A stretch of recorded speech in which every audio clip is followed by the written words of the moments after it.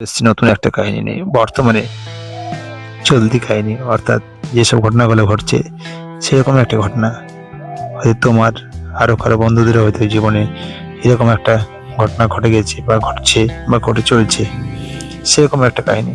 যদি ভালো লাগে অবশ্যই চ্যানেলটা সাবস্ক্রাইব করবেন, গল্পগুলো শেয়ার করবেন, লাইক করবেন আর কমেন্ট করে জানাবেন কেমন লাগে। কলেজের প্রথম দিন, ভিড়, নতুন মুখ, নতুন স্বপ্ন। অর্ণব একটু লাজুক ছেলে, কারোর সাথে কথা বলতে পারে না। হঠাৎ করিডোরে ধাক্কা, একটা বই পড়ে গেল। মেয়েটা বলল, সরি। অর্ণব তাকিয়ে রইল। লম্বা চুল, চশমা, চোখে আত্মবিশ্বাস। নাম ঋতিকা। সেদিন থেকেই শুরু।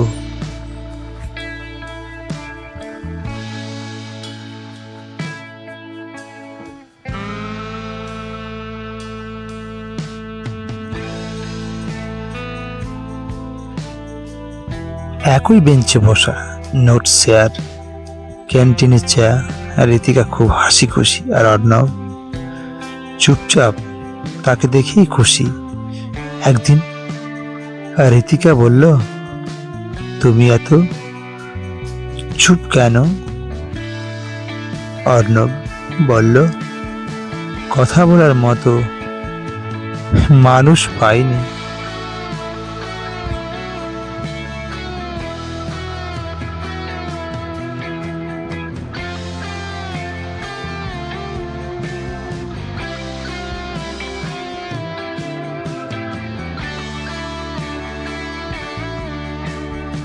ঋতিকা হেসে বলল, আজ থেকে আমি তো আছি।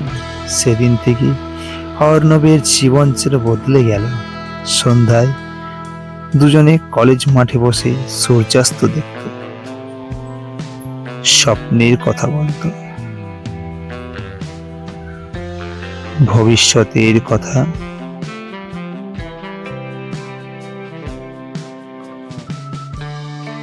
ঋতিকা বলতো, আমরা দুজন একসাথে থাকবো ঠিক।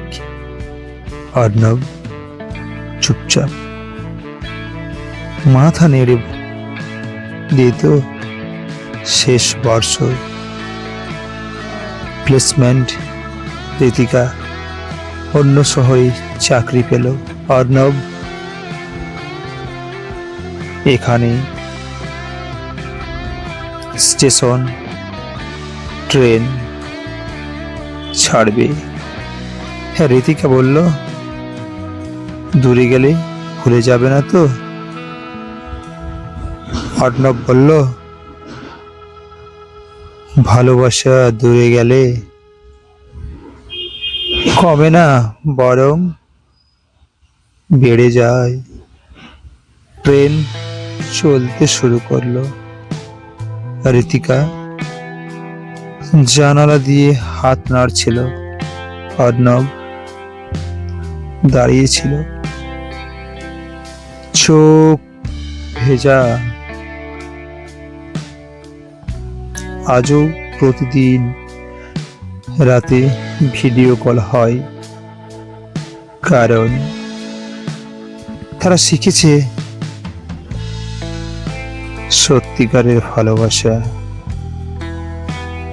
দূরত্ব মানে না। কলেজের করিডোরে শুরু হওয়া সেই প্রেম আজও বেঁচে আছে।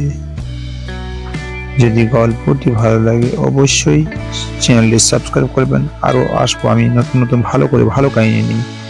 জাস্ট এগুলো আমার সে ট্রেনিংয়ের মতো হচ্ছে আর কি, আমি নিজেও বুঝতে পারছি। তো সঙ্গে থাকো, ভালো থাকো, সুস্থ থাকো। আবার আসছি নতুন ভিডিও নিয়ে, ঠিক আছে?